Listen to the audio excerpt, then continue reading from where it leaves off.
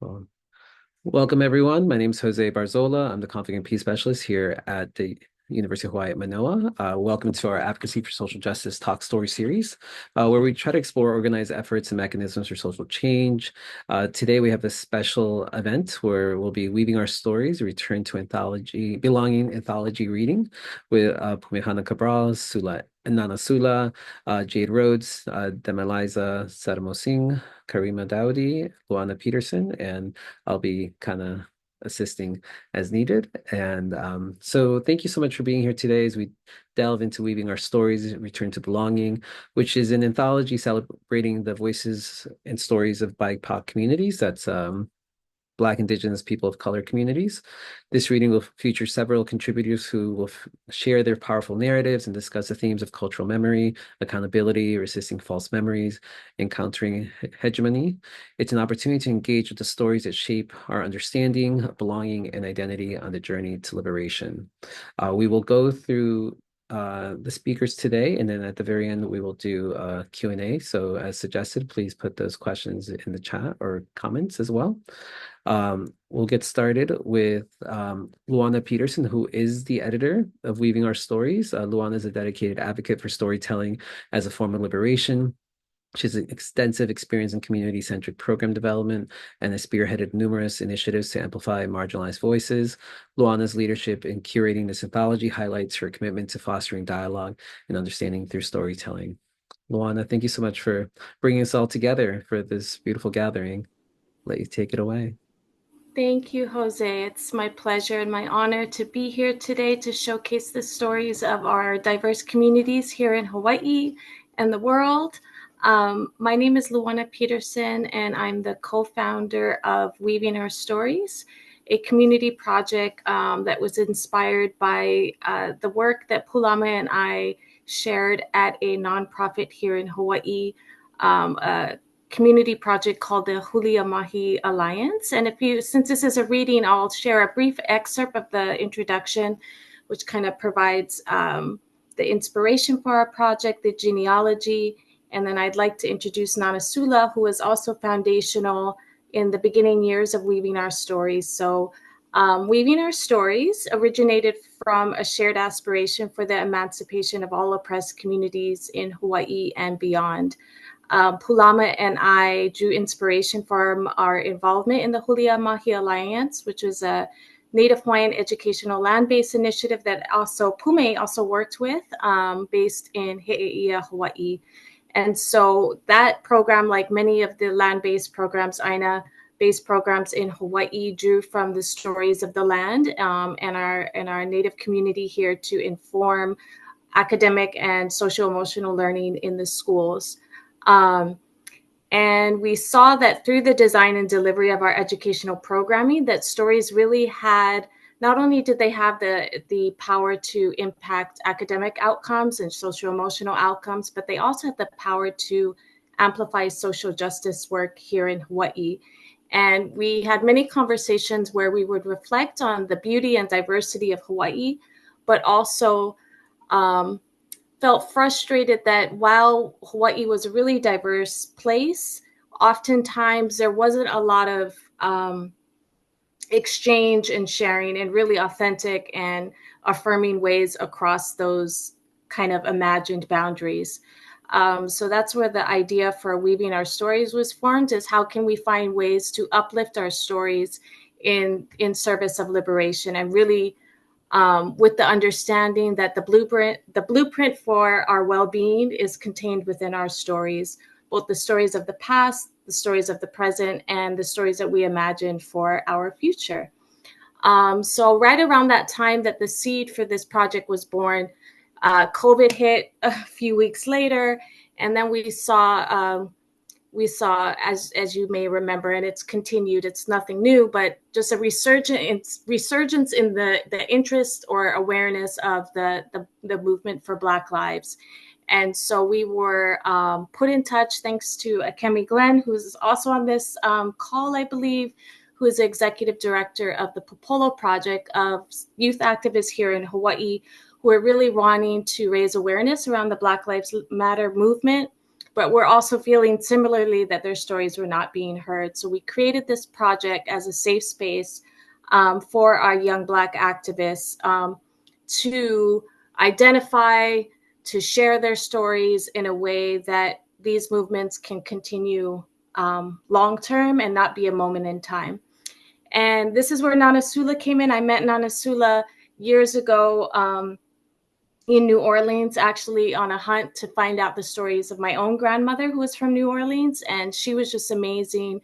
She is amazing. Her heart is one of the most authentic, unwavering hearts that I've ever come across. And she became a part of the project. She was our ancestral guide and mentor for the young people. So as we were exploring very deep themes, she was there to provide kind of a foundation and a safe space for them to unearth stories that were sometimes painful to unearth or sometimes hard to understand through the present moment. And so she met with the youth in between sessions. She was also on our calls and helped to inform their community impact projects. I know I'm speaking a lot, but trying to get to the end.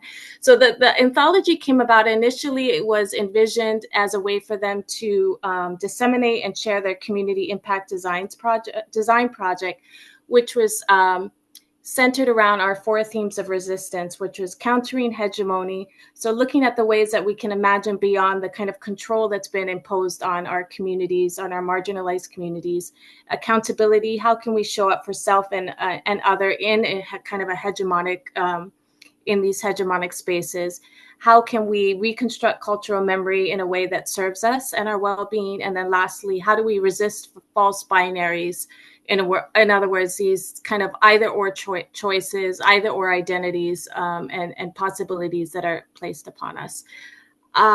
Where am I now? I would like to now introduce Nana Sula, but while I have her on the call, since we've both been kind of moving at rapid speed since this project, but I haven't had a chance to thank you really from the bottom of my heart. And I wanted to read this message that was written for you. It's at the front of the book. And I just want you to know what an amazing impact you have had on these youth. And so this is our message for you. And I'd like to read that to you and then introduce you, Nana Sula. We dedicate this book to Nana Sula. Nana Sula, you are the guiding light, the compass that steered us and our anchor during our journey together. The years were marked by turbulence, and each day brought new nightmares and fresh challenges to navigate. We witnessed the loss of friends and families, homes, jobs, and often, our sense of stability and hope. The world seemed determined to rock our spirits to the core, yet your unwavering love provided a serene haven, enabling each of us to engage in the vital work of remembering and returning. With love, Pulama, Luanna, and the Weaving Our Stories youth crew. Thank you, and I'll pass it to Nana Sula now.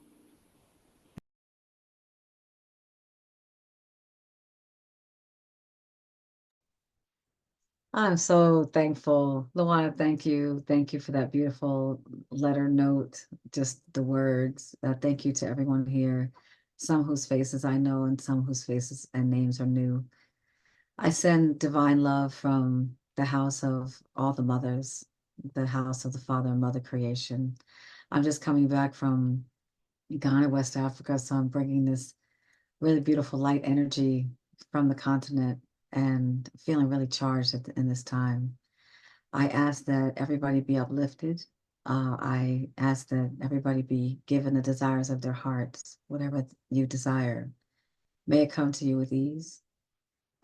May you have wealth, so much wealth poured into your house, you can't count the money. May you have so many opportunities that you don't even know how to organize them all. May you have love, the greatest love you've ever experienced. May it come at you, to you, around you, and may you also be able to return it. I ask for a healing upon the waters, a healing upon the land, a healing upon the people. We need healing as a people, as a nation of people. I ask that all oppressive forces, may they be stopped in this moment.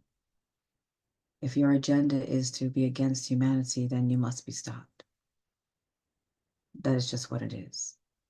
So I pray that all forces come to block those that want to hurt us, humanity, all of us. I also pray for war to cease, that people can find love in their hearts. And when they want to do harm, just let them be stopped.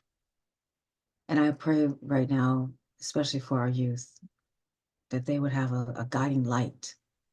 Give them something to look forward to. Give them something that they can hold on to. Give them a love and a freedom that perhaps we didn't have. And may they be protected in this time. I pray for our youth to be protected. And we know that there's light ahead because all these babies keep coming in. So we ask that our faith always be restored and renewed. So I give light and love to all of you. Luanna, I just want to thank you for your determination. You and Ulama and all the students. And it's a beautiful, beautiful book. It's a beautiful body of work. And may we all just continue to create great things together. So I would like to leave you with a song, if I may. It'll just be a moment. But this is a song to Mami Wata, the mother of all waters. And she's about healing. She's about uh, giving us focus. She's also about increasing our third eye so that we may see. She's about making us the healers that we need to see. So the song is calling her, and it goes like this. Awo mami, oyami, oyami adina. Awo mami, oyami, oyami adina. Oyami, oyami adina. Oyami, oyami adina. Awo mami.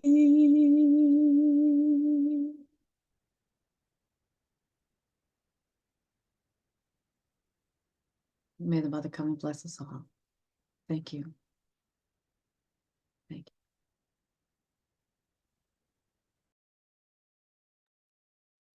you. Sula, thank you so much for those beautiful words and the song and guiding us. And um, Luana, thank you for just the introduction and all the love that's just here. And thank you for just bringing us on this journey today.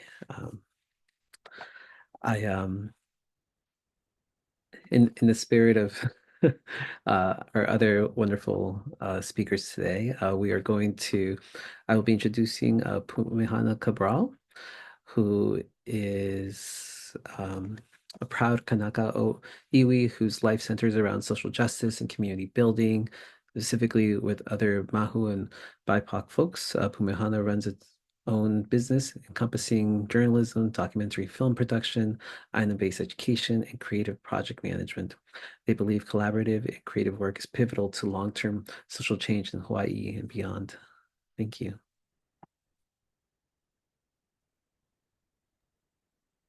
Thanks, Jose. Thanks for having me. Good to see everybody. Lots of familiar faces. Yeah, did you guys want me to share anything about myself or should I just read my piece? Please share about yourself. Okay. And yes, mahalo nana Sula. That was so beautiful. Oh my gosh, my soul really felt that. Yeah, I mean, I think my bio kind of sums it up, but I've been working with Luana for quite a while and yeah, mostly in island-based education and just really grateful to be a part of this anthology with all these amazing people. And I think that I guess I'll just kind of intro my piece of by saying that, I think when I submitted this, but a few years ago, and I was thinking a lot about how we talk a lot about generational trauma and feeling generational trauma and, the reality of that, especially as being like a Kanaka in my ancestral lands, it's very much a minute to minute, day to day thing that I feel. But then I was also thinking about how we also have this generational knowledge and these generational skills that were passed down, our ike kupuna. And so sometimes I have these feelings like I remember what Hawaii used to be, even though I didn't know it back then, or I feel like my body knows things that, like the first time I kuikaloed, like it felt so natural to me. And I actually have a shoulder injury and I didn't think that it would be easy on my shoulder, and it made my shoulder feel better. Um, and so things like that of just this kind of knowing in our body. And also like, yeah, I don't know. Also this idea that I don't know, I think a lot about like decolonizing time and like what is time, and I don't know if anyone's seen the movie Arrival, but I love sci-fi, and it's like it's a sci-fi movie that really like kind of messes with your idea of time. Um, and I think about that with us as BIPOC and Indigenous folks sometimes of like, there kind of is no beginning and end, there's this cycle. Um, so the future isn't necessarily the future. It can also be the past or the current, or whatnot. But anyways, not to get too meta, but that's my great. Love that Ben knows what I'm talking about. If you haven't seen Arrival, highly recommend it. Um, and yeah, I'll read my piece. And Jose, if you could share the picture. Oh yay, Jade. So I have this is a picture of the Koinui fish pond in Kailua. This is where my family's from. Um, and it looks, if you've been over there, it looks much different now. But this whole area in Kailua used to be this gigantic fish pond. And the mud was supposed to be like so healthy that you could eat it. And now it's, it was a dump and is being restored and all these things. But this is an image of what it used to look like. And my piece is called Remembering Our Future. I felt Hawaii before I was born. She called my blood and bones back home. My ears remembered my great grandmother's voice when she spoke Olelo Hawaii, even though I never heard her. I knew that 3 generations later I would call Kailua home as she did. My eyes remembered what Kauai Marsh looked like when it was a local i'a, a fish pond connecting us from miles inland to the ocean. My hands remember the lo'i that sprawled across our aina, mud so nourishing that we could eat it. My feet remember the sand untouched by colonizers and plastic and debris of this century. I remember centuries before I existed, when I was a dream in the minds and hearts of my kupuna. I remember how they prayed for us and how they took care of our honua. My voice remembers our oli and mo'olelo, even if I haven't learned them yet. Just like I remember what our future generations will look like, what they will see, what they will hear, what they will feel. I remember how our mountains and waters will flourish. I see how all the lands across our Pai'aina will be restored, alongside our ea, alongside the sovereignty of all Native peoples. I hear the mele of our great-great-grandchildren and their great-great-grandchildren. I feel them lifting me up when I become their kupuna, trusting my guidance, sending me their pule, and speaking to me through the winds. Wow.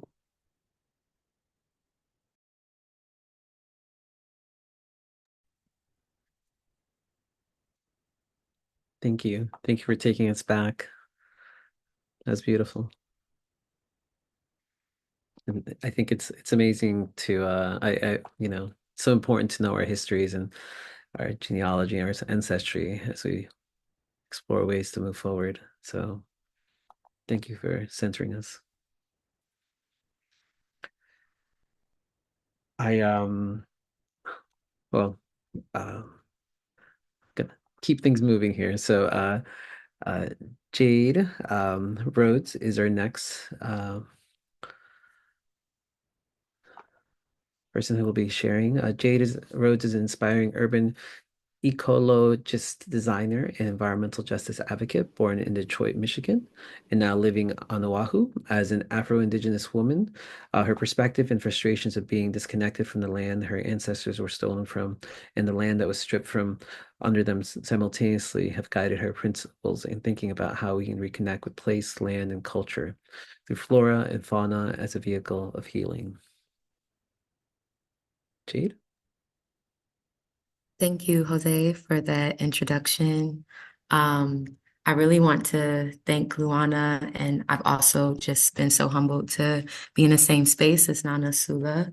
And I just want to thank them for cultivating this space for us, and Luanna for collecting and holding our memories in such a incredible vessel, to really help us guide our imagined futures and our dreams of this like radical love and belonging and resistance. And I know it's not easy to do that. So just want to say mahalo for the opportunity to share. To give a little bit more context of who I am outside of the bio, currently I am a master's of landscape architecture and environmental design here at UH Manoa. I'm also a graduate assistant at the Office of Indigenous Knowledge and Innovations. We develop curriculum around design, environmental justice, and traditional ecological knowledge, and how we could recenter indigeneity into our current dominated Western pedagogy around land stewardship and food security and technology. So I'm really happy to be in this space. My poem is extremely short, but the context is extremely rich with a lot of lineage. And I wrote this poem back in 2020, actually during, it was kind of like a live poem writing I was doing in my phone during the Juneteenth gathering in Waikiki.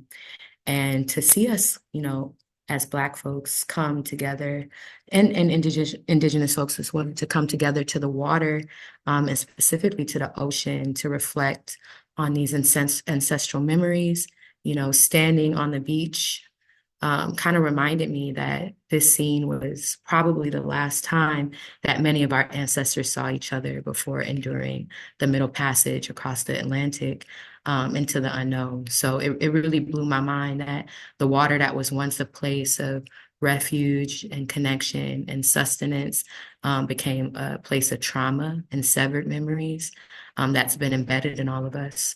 So it was also really healing on that day on Juneteenth that there was a reclamation and a remembrance of how the water convenes us and nourishes us. And, it was like watching, oh, José, would you mind sharing the visual? I think it really pulls it together. I was able to get a really cool shot of all of us gathered by the water here in Waikiki, most people wearing white. And white as a symbol of a spiritual gathering and to commemorate the water that we came from. And I think what was really important too in this moment, you can kind of see people releasing things into the water. People were bringing artifacts from their ancestors and loved ones. We were rejoicing. We were saying our ancestors' names as far back as we could, but communing in the water, in such an intimate way. And it was a way that we've always known, but may have forgotten. But we got to be something that we rarely get to be, which was vulnerable and tender. And in that moment, the water just like held us like a vessel. And seeing this made me reflect on our deep connections to water, how we got here to the Pacific, and how we persist. And I think there is a huge connection between Black folks who have descended from enslaved folks, but also ones who have gathered here by other means. The water brings us together in so many ways in the context of Hawaii and also the Pacific. And it's also very timely that we're still continuing to talk about this connection to water and our sovereignty, because Black and Indigenous folks around the world are fighting for our connection to sacred waters, all the way from Palestine to here, from Flint to Standing Rock to Maghreb to South Africa. And this poem overall was also really inspired by Langston Hughes' poem that, let me see if I got it right here. Yeah, at the end of one of his poems, he said that we've known rivers ancient as the world and older than the flow of human blood in our human veins. So with that, I will read my poem titled We Came to the Water, an Ode to Juneteenth. We came to the water, dressed in white, adorned by our ancestors' embrace, covered in light, facing darkness. We came to the water. to heal. But water for Black folks have always been two sides of a coin: liberation, subjugation. We came to the water, those treacherous waters, shackled and maimed, waded in and out. Our feet hung over those waters, shark-filled, alligator immersed. Yet we came to the water, first navigators, Black skin reflecting in deep blue. We are the water, fluid, cohesive, unbounded, the building blocks of life. Mahalo nui.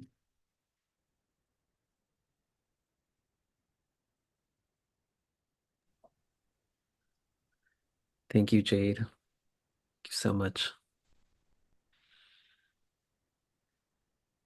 What a throwback to 4 years ago. I know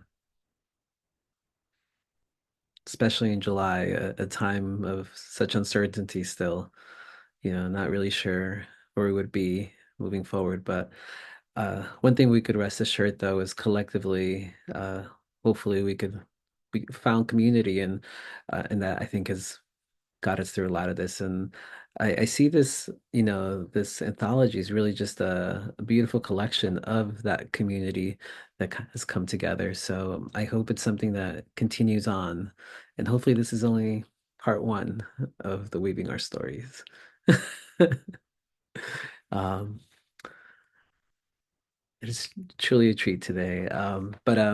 So our next speaker is Demiliza Saramosing, who is an educator, scholar, and teaching artist of Visayan descent with genealogies rooted in the seas shared between the Visayas and Mindanao. She was born and raised in the U.S. racial capitalist and occupying settler state of Hawaii. She grew up a Filipina deep in the heart of Kalihi and Ahupua and an urban neighborhood of Honolulu. Demiliza attributes her passion for justice to her experience growing up in Kalihi and her time studying and learning from and engaging in political movements in Hawaii, Oregon, California, and Minnesota. She's currently a PhD candidate at University of Minnesota's American Studies program located in occupied Dakota homelands. If you're interested in connecting with Demiliza, you can follow her on Instagram at Biasan Remix or Twitter Waiting Mess. So, Demiliza, thank you so much for being here with us today.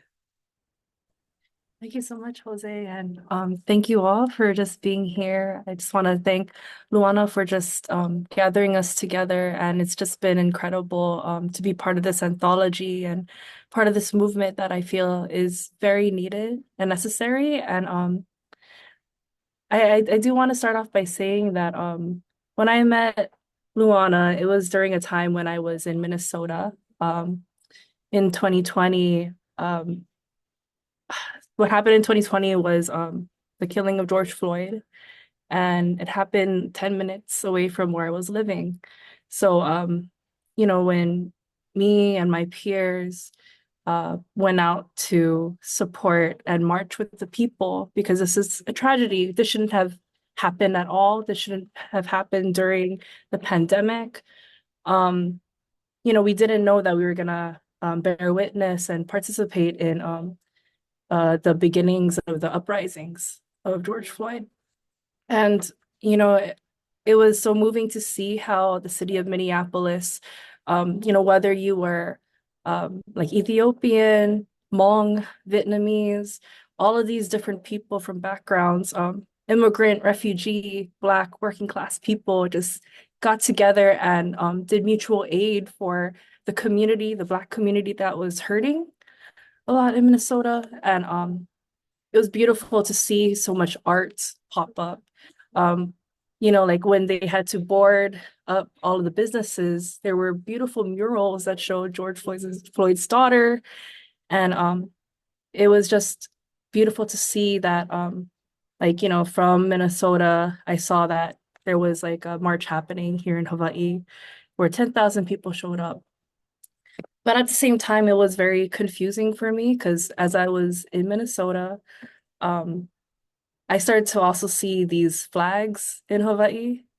and they were like Hawaiian flags with the Blue Lives Matter stripe running through it, and that was very perplexing for me. And at the time, the killing of I Remember Psycap was one of our kids from Kalihi. My peers have worked with I Remember Psycap, as a youth in our community, and just to see the kind of like lack of love and care for I Remember just really it really hurt to see that. And it kind of is connected to what I wrote in here. Like I didn't talk about I Remember or George Floyd, but I talked about what it meant to grow up in Kalihi as a youth, as a Filipina youth. And for those of you who don't know, Kalihi is like home to a lot of like Kanaka Maoli, but a lot of like immigrant communities. So like recent immigrants. So you have like a lot of Filipino, Samoan, Micronesian folks. And I'm a Filipina of Visayan descent. So even though like, when you're growing up in a society, you're learning more about yourself and the world around you. And for me and my peers, we always heard bad things about Kalihi. And, it's like, oh, stay away from those kids because they're a lot of trouble, or they're dumb, or they're stupid. And it wasn't until I was older that I realized that this is all connected to, colonial rhetoric, to anti-Black rhetoric, to anti-Indigenous rhetoric. And, like, I back when I went through school, there was a lot of anti-Filipino racism. So very similar to what Micronesians are facing now. Filipinos have been facing this for almost a century in Hawaii under different contexts. So I just felt that, as I was like in Minnesota trying to process everything from my bedroom, I felt like me getting in touch with Luanna was very like helpful because I felt heard and I didn't know how to really, connect all of these different issues I was feeling in my body. And I just know that it's through projects like Weaving Our Stories that I just hope that we build a culture where it's not like that for Hawaii's future anymore. So I'll just share like a little bit of it. And during this time, what is it? Because like I was a Filipina who was taught so many things about like, I should hate myself, like I shouldn't be fob, I shouldn't talk pigeon or I'll sound stupid. I can't be dark. There's a whole context with Filipinos being told, oh, don't be dark, be light skinned. I had to wear a jacket every day when I was growing up. But like I found healing through the arts and music, and although it wasn't deemed Filipino, it was like creativity in the arts was my pathway to finding healing and to refinding my identity. So I'll just share a little bit. Okay. For my sisters Saralee, Shrina, and I, the urban neighborhood of Kalihi was our backyard that we shared with all the other neighborhood kids. When we were old enough to be given our own keys to let ourselves in our family's 2-bedroom apartment while our parents were working long hours, we would quickly run home from school, drop our bags on the floor, and run back outside to cruise it with our friends. We were so exhausted from school. We were tired of having to prove that we were more than just some dumb Kalihi kids, a phrase we often heard growing up in our 96817, 96819 zip codes. This is why us grungy mixed group of kids, sometimes 15 or 20 of us, often from Ilocano, Visayan, Tagalog, Vietnamese, Kanaka Maoli, Chuukese, Marshallese, Tongan, and Samoan ancestries, would often congregate to places like our apartment complex's courtyard to drift into our own dreamscape of pop punk rock, kawaii, and skate cultures. Together, some of us read manga, and some of us bloodied our knees skateboarding while ollieing off at Eating It at Kalihikai Elementary School's outdoor stage. Some of us also busted out laughing while recording the whole fiasco on our flip phones. Our lively and most heated debates revolve around fashion. For example, is that person's style more emo, punk, or scene? Like so many other girls, I was into style crossings between Japanese anime girl characters and Paramore band's lead vocalist Hayley Williams. I sported straightened, thinned out blonde brown highlighted hair with side-swept bangs, fake thick-rimmed Hello Kitty glasses, thrift shop graphic tees, and black shorts from Hot Topic and Savers. Striped knee-high socks, fishnets, brightly colored sex bracelets, studded belts, and classic black Converse high tops. My friends and I spent long hours listening to our burned CDs on our Sony Walkmans, headbanged to and loudly sang along to the songs from our favorite bands, despite our neighbors telling us to shut up and move. Paramore, All American Rejects, Taking Back Sunday, Green Day, Blink 182, My Chemical Romance, The Summer Obsession, and so many more. We jammed out to their rebellious messages while throwing fireworks at and inside abandoned Foodland shopping carts, watching them melt and burst into tall orange flames. We were high on feeling good listening to these bands. We really felt like they wrote these songs for us brown Kalihi kids. Take, for instance, us listening to the song The Great Escape by Boys Like Girls while running down Dillingham Boulevard. Throw it away, forget yesterday. We'll make the great escape. We won't hear a word they say. They don't know us anyway. Watch it burn, let it die, 'cause we are finally free tonight. And I'll share that for now. That's it.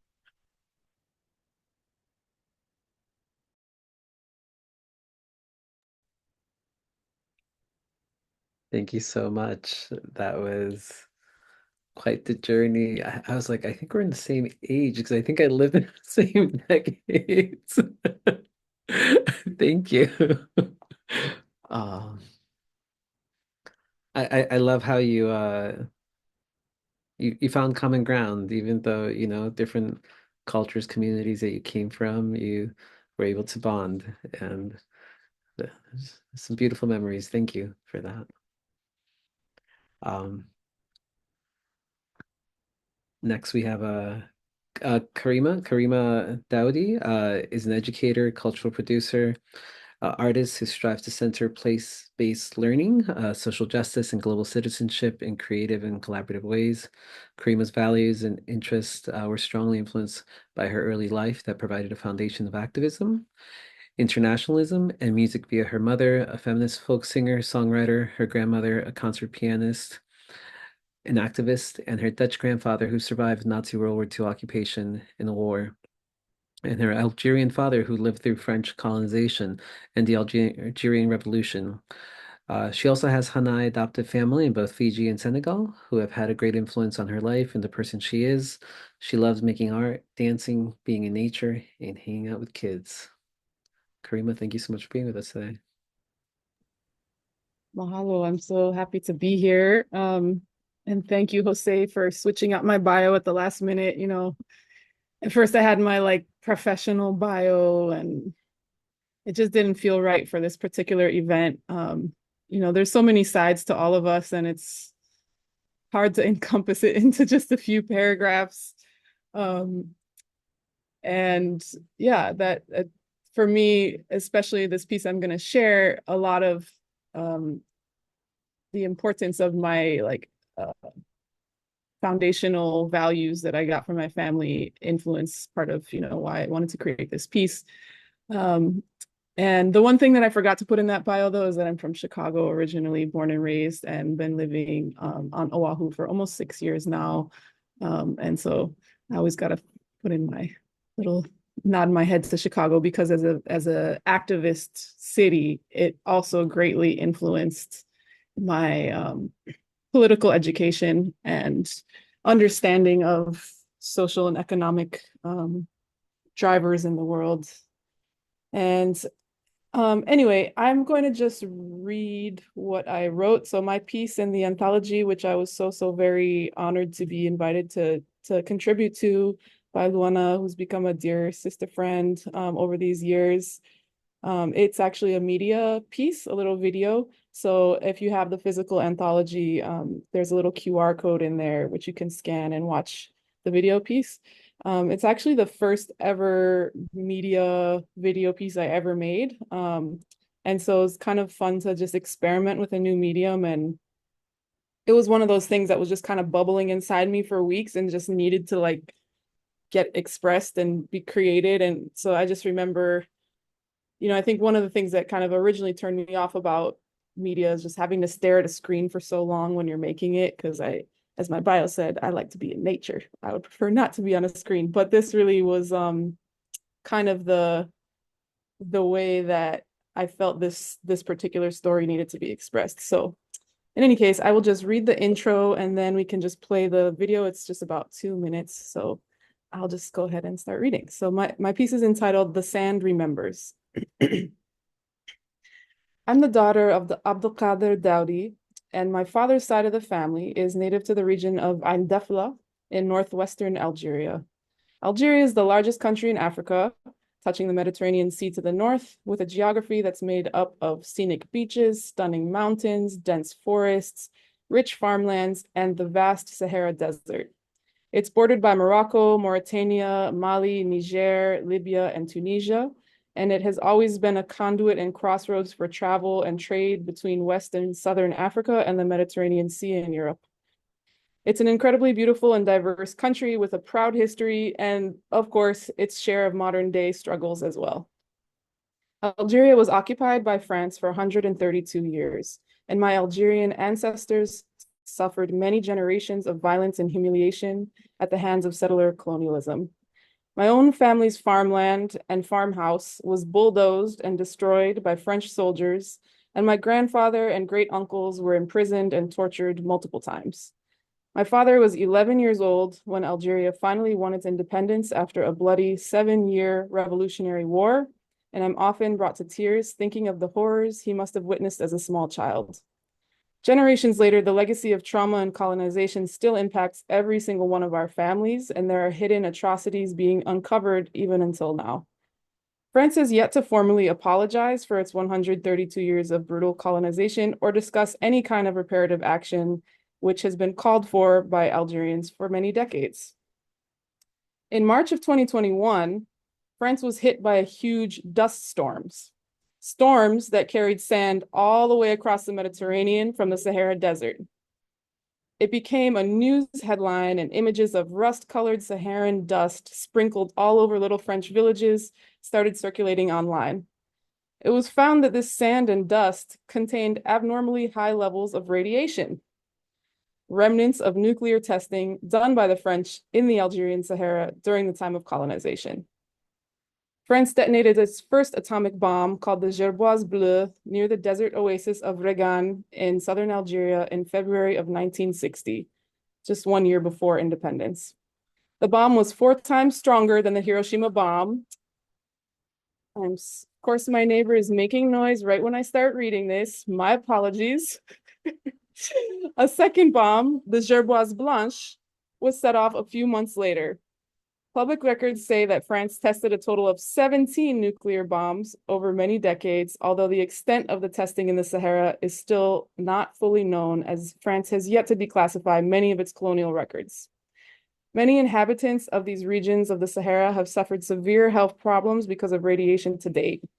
The Sand Remembers is a digital collage that stitches together and remixes short clips of archival footage from the actual nuclear explosion in 1960 and recent radar imagery of radioactive Saharan sand being blown across the Mediterranean into France and Europe in 2021. The audio accompanying the images is sourced from the soundtrack of the iconic film, The Battle of Algiers, with driving rhythm of the drum and the krakab, or the metal castanets, overlaid with the chorus of zagrit, or ululations.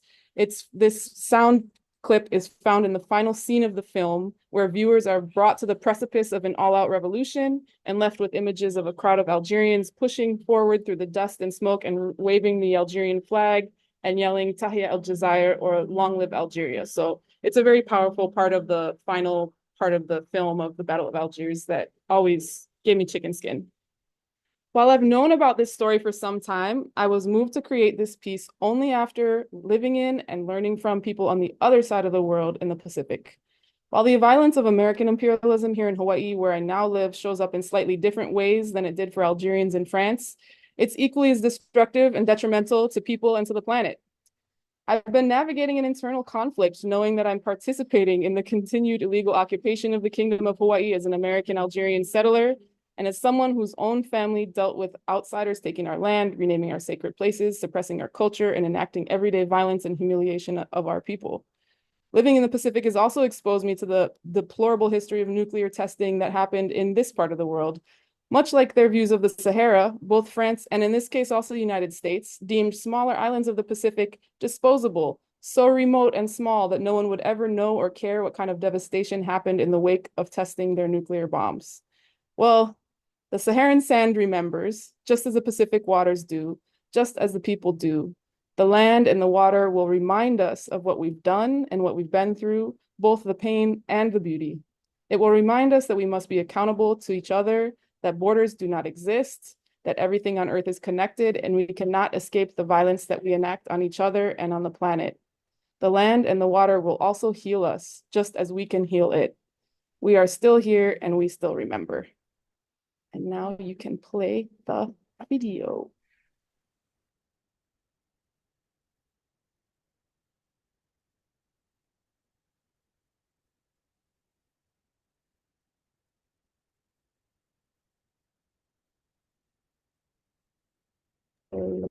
I think the sound is not playing.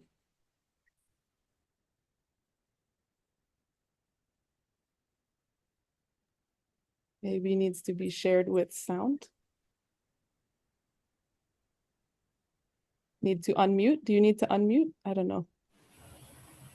Can we rewind it and then unmute, Jose? I am unmuted. Oh, how weird. Do you need to do share screen for video? I think There's so. that little click box at the bottom. I'm so sorry, y'all. Literally, they just started doing construction when it was my turn to speak. So We I can't hear it. Well, I can't hear it. okay, good. Then it was just distracting me, but not you all. Zoom has really good noise canceling stuff. Amazing.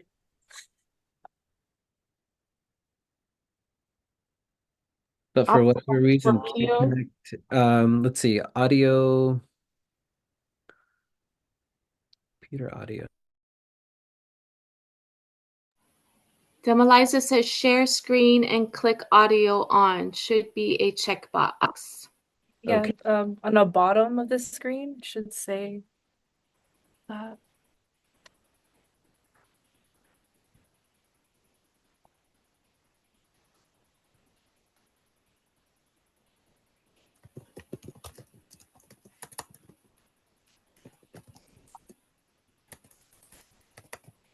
Never had this situation with audio and videos before, so that's surprised. When you click like share screen on the bottom left, Yeah. it says share sound. Oh, okay. I don't know. Interesting. Oh, share sound. Let me click on share sound. There you go. Let's see. All right. Yay, teamwork.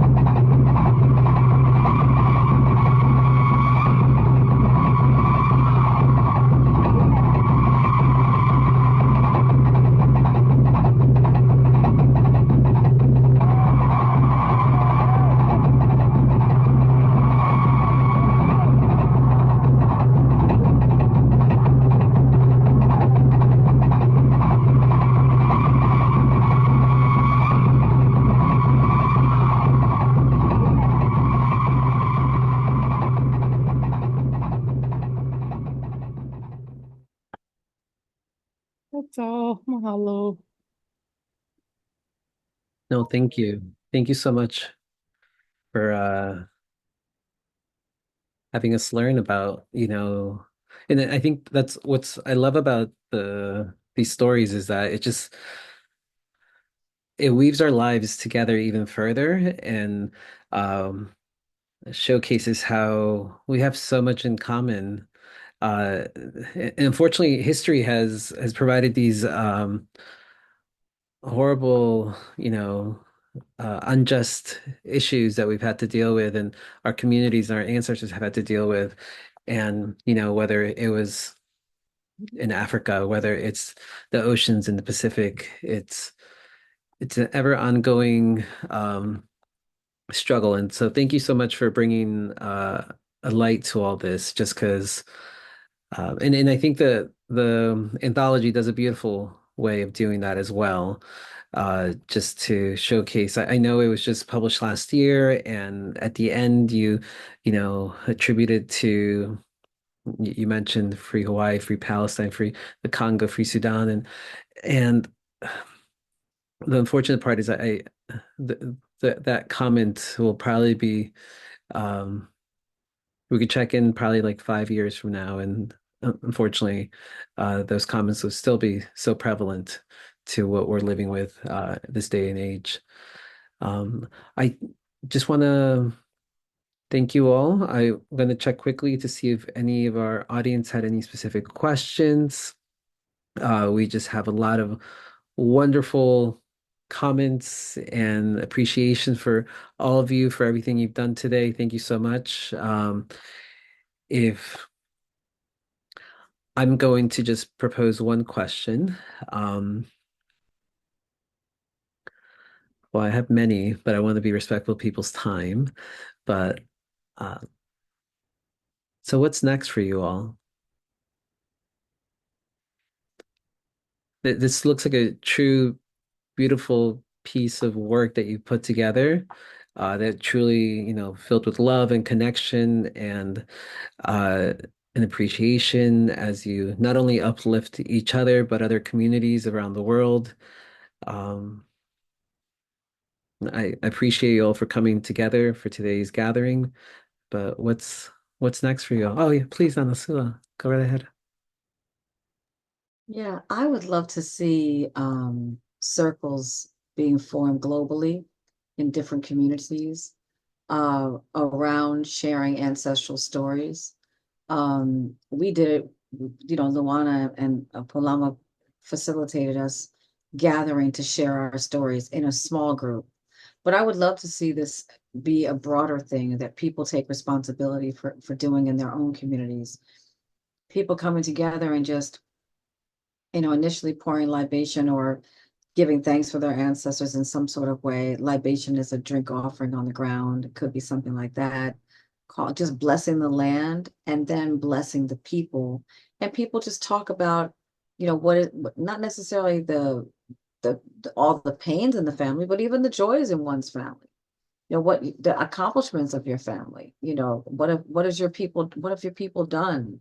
Um, it's a way to really continue to stay encouraged, and we are a praying people, just people of color, and in general people of humanity are just praying people.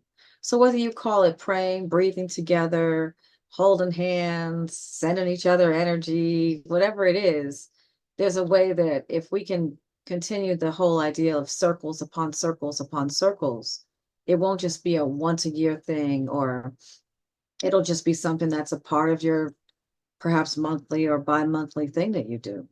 You could have it where people rotate, that it could be a full moon thing, but it really is very healing to everybody. And all the students that we work with, Luana, I know you can agree with this, all the students, they all advanced so much. They had a chance to rethink how they see their ancestors, building altars, being able to know that they're one with their ancestors. There's no separating them, the human from the spirit, that all of them had a chance to go deeper in their understanding of even their own responsibility in their families.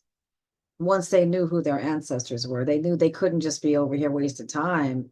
I have things I have to do as well to add to the fabric of my family. So it's just a win-win all the way around.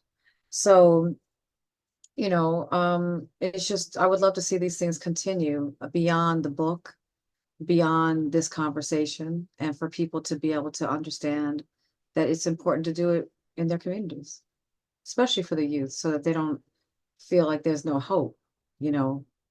It's very easy for our youth to feel hopeless right now. So let them remember the stories of their ancestors or the ways of their ancestors. Or it could be a story of, I remember when my great grandmother put red brick dust on our stairs. I remember when she used to sweep up every morning because bad spirits would come, or I remember when my grandfather used to blah, blah, blah. It could be a I remember session. But anyway, just the importance of that, I think is important.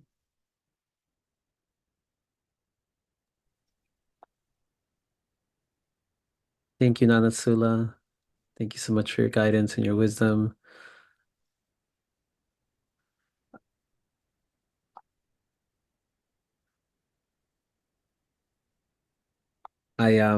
Someone in the audience talked about your incredible wisdom and much needed call to action and what little they themselves have gotten to learn about their own essential stories. But since their daughter was born has been so impactful to me and their community work, it made me think about how myself becoming a parent, I become so much more conscientious. I mean, yes, I'm very appreciative of my ancestral background, but even more curious about collecting those stories because that's how we keep them alive through storytelling, through sharing them with our future generations and through our gatherings. So, yeah, thank you so much for the call to action to truly, embrace these stories and continue them for all of us. I want to say too, it doesn't even have to be a community gathering. It could be you decide, tonight I'm going to have dinner. I'm going to call 5 of my friends over. I'm going to cook my ancestors' favorite foods. And I'm going to tell you stories about who my people are. Oh, this is my grandmother's favorite, I don't know, bread pudding. This is my auntie's baked chicken, whatever it is, or if you're vegan, a tofurkey, I don't know, whatever it is, so you could also have that where it'll be small things where you just invite people over, and tonight is my night. I'm going to cook my ancestors' favorite foods, and I'm going to tell you about who my people are. Going to have a little altar set up, and then next week or next month or whatever, it's so and so's time, and she's going to cook, or he or she is going to cook their ancestors' favorite foods. It could be something like that. It doesn't always have to be a big, gigantic community gathering.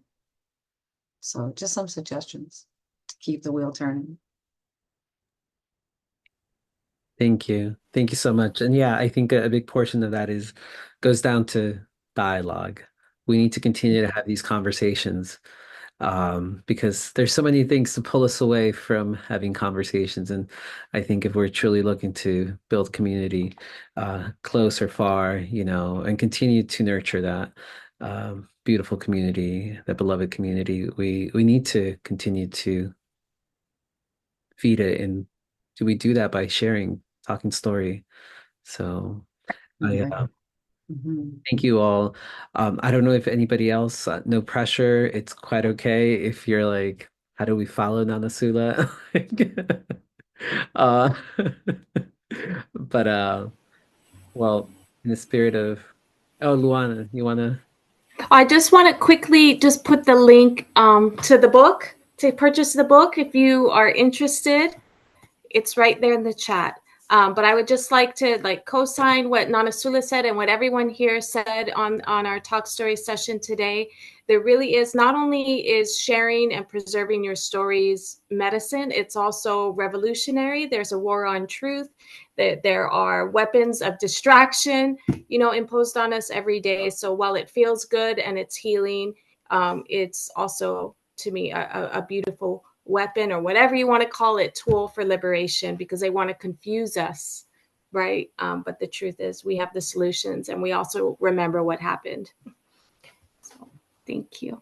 Also, my sister's water broke today. Everyone, woohoo! She's having a baby! Woo! Congratulations. Some of you might Amazing. know my sister Carice, but she's crossing the threshold into mamahood today. So it's Oh, congratulations. You're an auntie. Love it. Jade, you have you want to share? Yeah, just really quickly, to echo on Nana Sula's statement about us finding ways to commune and share our stories through so many different avenues, whether that's through food, informal gathering, or just finding, those spaces in between, all of the nestled work that we do in between. It's really important because not only is it healing in this current generation, but you're also doing work for future and past generations concurrently. And you asked us, what's next for us. And I have a very interdisciplinary way that I move through life. I'm a designer, but I also am a data scientist and data visualizer. And a lot of our work at the office, the OIKI, the Indigenous Knowledge Office, we've been building out. This is our second year, the second summer that we've done a internship based at West Oahu, building out an Indigenous Data Hub, which is a physical center where students can come and visualize and share their ancestral stories, but also a place to combine, our scientific method and research from an Indigenous standpoint. So whether that's Kilo, to observe intently, land and people, or any ancestral practice that people would like to bring into the space. We've been opening this space for entering college students or transferring from a community college into the four-year university scape, and focused on people with genealogical or spatial ties to the Evamoku. And it's been really humbling to see young people come together and use different vessels to tell their stories. My primary capacity in a program, I am the coordinator, but also a kumu in the space teaching GIS, which is Geographical Information Systems, fancy way of saying making maps. But how do we re-centralize our Indigenous ways of understanding space and spatiality? And also, because land holds these memories, what are our stories connected to them? So we've been using our GIS story maps, which is a platform that they've pretty much made for free. It's free to use, but there's some advanced levels of it that you can use at cost. But we've been using the free platform for them to digitize and create new ways for them to share their stories of land, their initial memories of who they are as a person. And really, it's about them self-collecting all of this archival, ancestral memories within them and their families, interviewing their family members. We do a lot of Aina work in coordination with this storytelling methods and getting them comfortable with being an agent for themselves. And I think what I've seen is that when you allow someone to tell their story from their perspective without someone telling the story for them, it provides a whole new level of agency for self and self-actualization. And I think that's going to be kind of the next level of how communing our stories can, transcend out of the physical space into a space where, you can kind of cross waters without having to do that in this digital world, but also while maintaining our sovereignty and our agency for telling our own stories. So just wanted to talk a little bit about that work. I'm going to share in the chat our website if you have any questions about the work we've been doing the last few years. And yeah, thanks.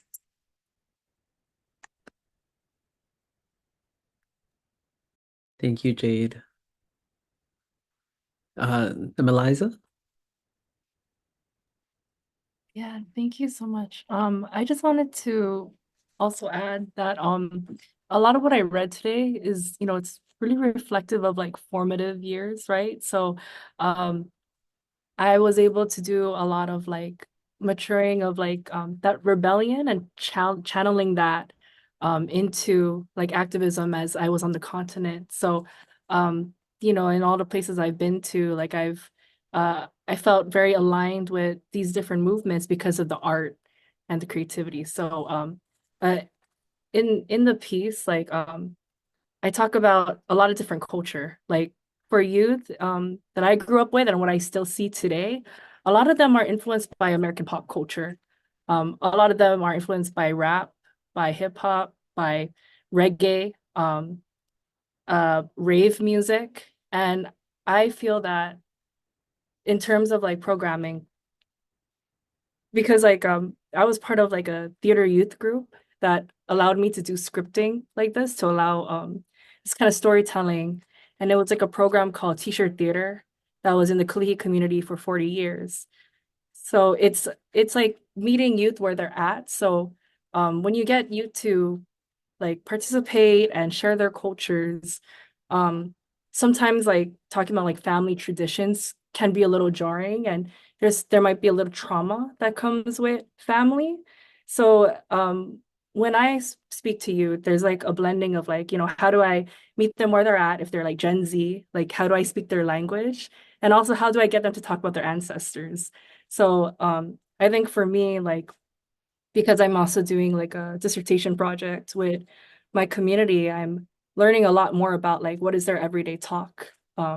And you know, like whether they're like our Micronesian youth, they're talking about TikTok, you know, they're uh Filipino youth, like they're getting involved with the dances. And for me, I've been very interested and curious about how can we, you know, bridge the arts, meeting them where they're at, and then blending it with the indigenous ancestral knowledges. Because I feel like when I look back at my own trajectory, that was how I was able to bridge. Um, so I guess like all these thoughts are just swirling, but I think just more opportunities to come together to like potluck. I come from the tradition of devised theater, so doing facilitation through the arts of like, you know, sharing culture um, is necessary and crucial. So just want to share that.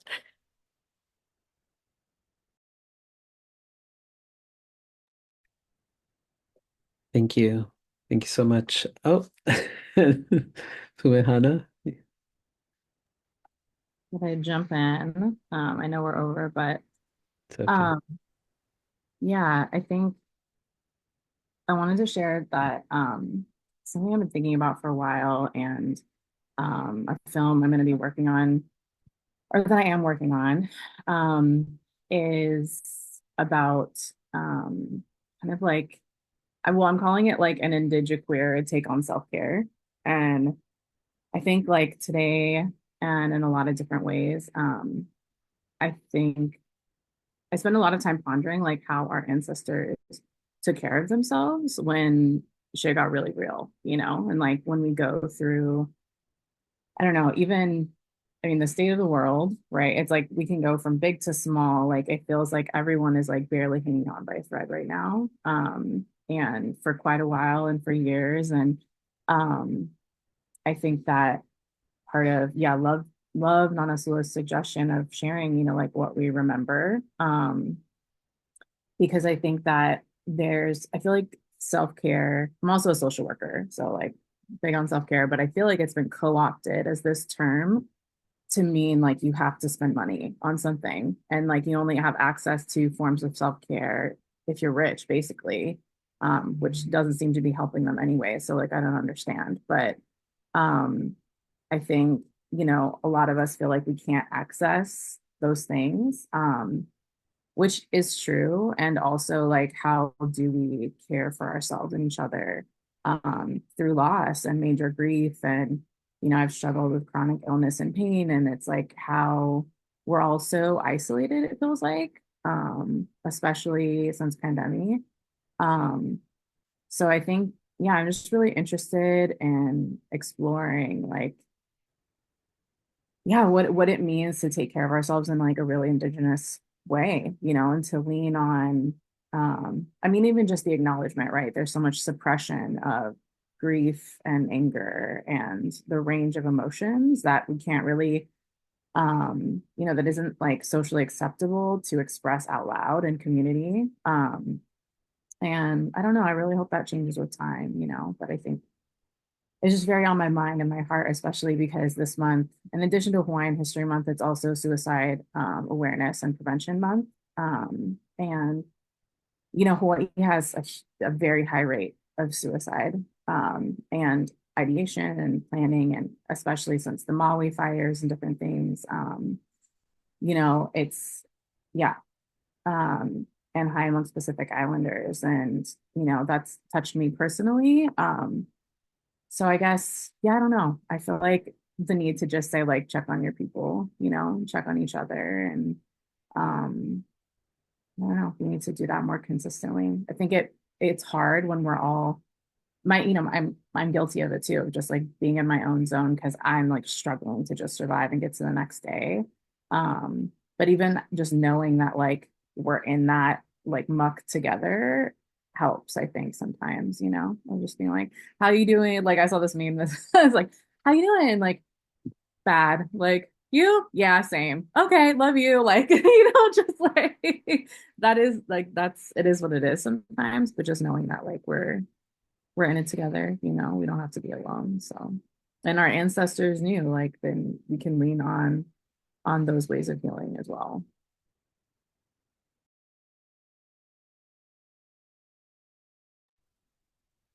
Thank you. Thank you for that realistic interaction.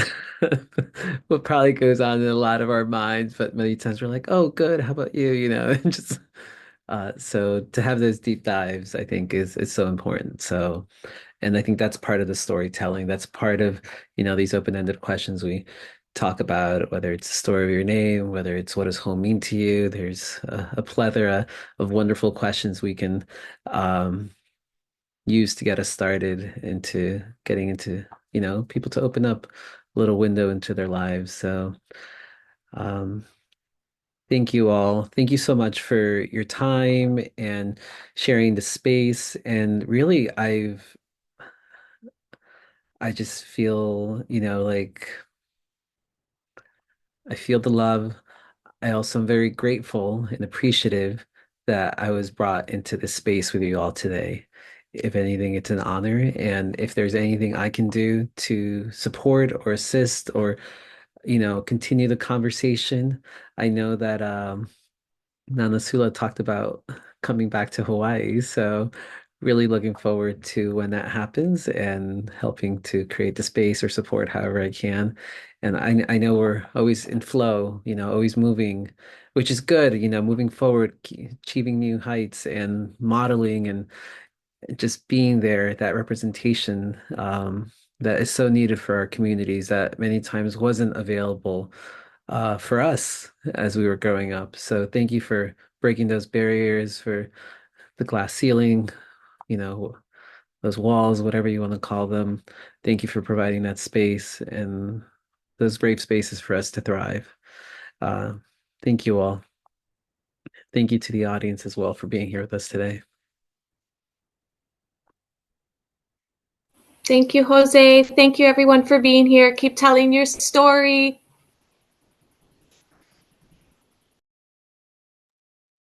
Thank you, everyone. Hope to see you all soon.